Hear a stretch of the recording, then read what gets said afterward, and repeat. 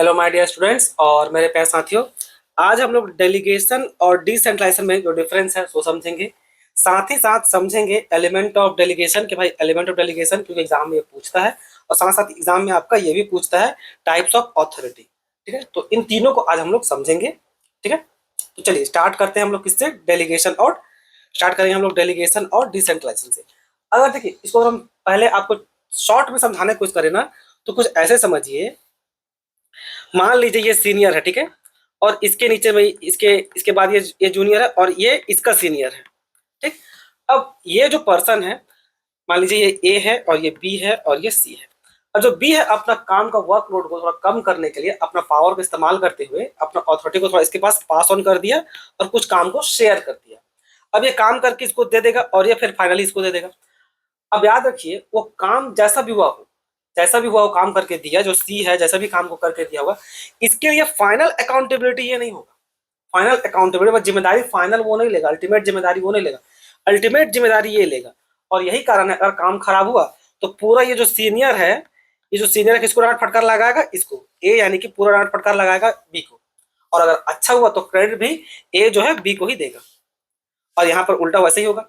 अब काम अगर सी खराब करके दिया तो सी जो है बी जो है बी जो है सी को सुनाएगा कि काम तुम खराब कर दिया यार, ऐसे ऐसे करके।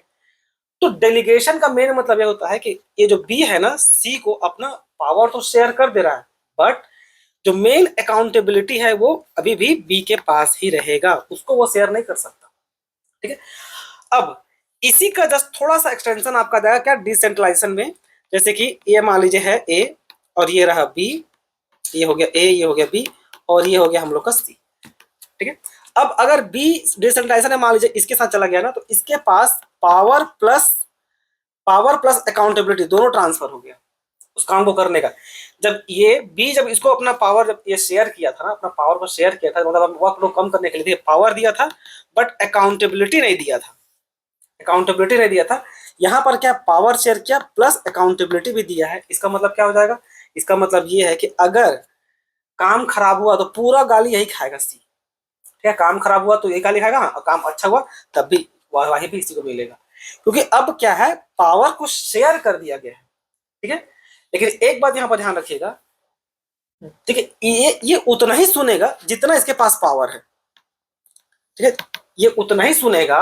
मान लीजिए एक टॉप पॉलिसी है, ठीक है, अब उस पॉलिसी में इसके पास छोटा सा पावर गया, पॉलिसी बनाने का काम तो अल्टीमेट इस बॉस के पास है ना, तो ये लाइबल केवल इसके पास जितना पावर है ना उतना के नहीं लाइबल होगा।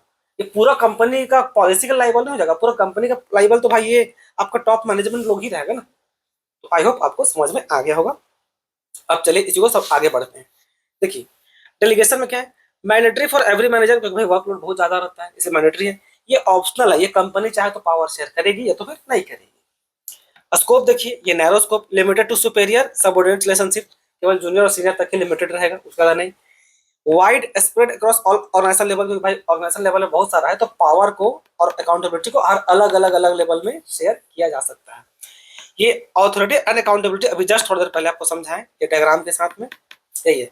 इसमें क्या था डेलीगेशन में, कि इसमें पावर शेयर किया गया अपने जूनियर के साथ, और जो अकाउंटेबिलिटी है प्लस अकाउंटेबिलिटी उसको नहीं मिला है, सिर्फ पावर शेयर किया गया पर अकाउंटेबिलिटी नहीं किया है। इसमें क्या पावर प्लस अकाउंटेबिलिटी दोनों दोनों शेयर किया गया है, पर ध्यान में रखिएगा ये उतना ही लायबल है, मतलब यहाँ पर डिसीजन में वो उतना ही अकाउंटेबिलिटी होल्ड करता है जितना उसके पास पावर है।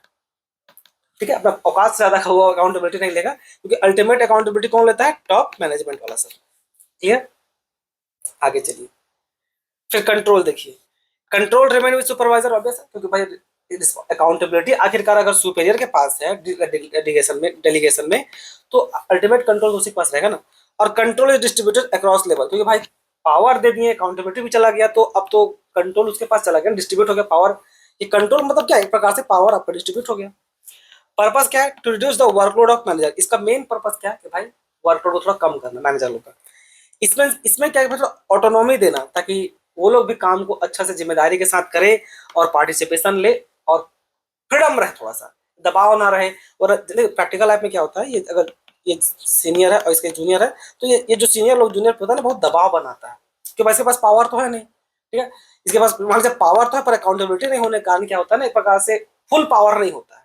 तो बहुत नौटंकी ड्रामा होते रहते हैं। स्टेटस देखिए, it is a technique of management और ये क्या है, फिलोसफी ऑफ मैनेजमेंट, मान के चलते ये ज्यादा अच्छा होगा इसलिए।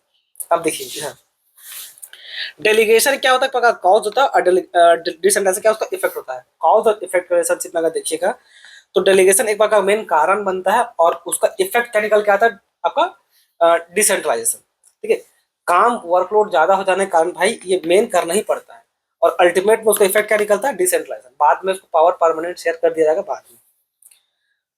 तो कोर कॉन्सेप्ट क्या था, in delegation only authorities transfer but accountability stay with at the top, जैसा आपको पता है। डिसेंट्रलाइजेशन में क्या, both authority accountability move downward. Clear. अब ये आते हैं डेलीगेशन में एलिमेंट्स ऑफ डेलीगेशन। ये जो लुइस एलन थे, ये 3 पिलर्स ऑफ डेलीगेशन दिए थे। कौन कौन, एक है अथॉरिटी। अथॉरिटी क्या होता है, right of individual to command subordinate.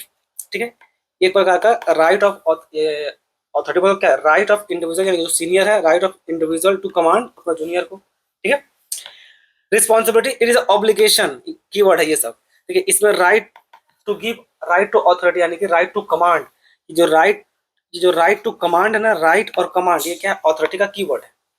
Responsibility का कीवर्ड है obligation of a subordinate to perform, यानी कि रिस्पॉन्सिबिलिटी का जिम्मेदारी, तो भाई ऑब्लिगेशन है उसको प्रॉपरली करने का जूनियर का, ये सबऑर्डिनेट का। Accountability, it implies being answerable, ये इसका इंपॉर्टेंट वर्ड है, answerable to the final outcome. ठीक, कि भाई कौन मेन जिम्मेदारी ले रहा है उस काम का, उसको क्या बोलते हैं, अकाउंटेबिलिटी। क्लियर। अब देखिए यहाँ पर क्या, मैक्स वेबर जो क्लासिफाई किए थे, max weber famous socialist identify 3 idols of legitimate authority.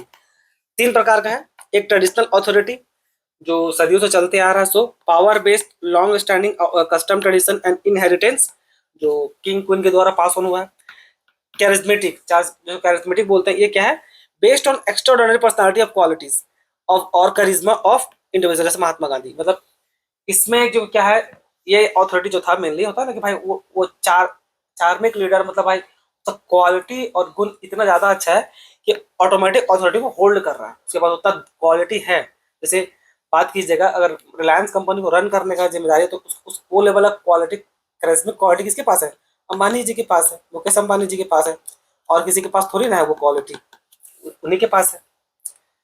फिर क्या, rational legal authority. Rational legal मतलब power based legal rules and establish position in a formal hierarchy, जैसे ब्यूरोक्रेसी, ये ब्यूरोक्रेसी वाला पार्ट हो गया। तो ये था, लेकिन जो मेन जो आपको जानना है ना, ये टाइप्स ऑफ अथॉरिटी, ये मेन इंपॉर्टेंट है एग्जाम पर्पस के लिए। एक क्या आपका लाइन अथॉरिटी। लाइन अथॉरिटी क्या बोलता है, ये बोलता है direct power of superior to give order to subordinate in a straight line, scalar chain की तरह।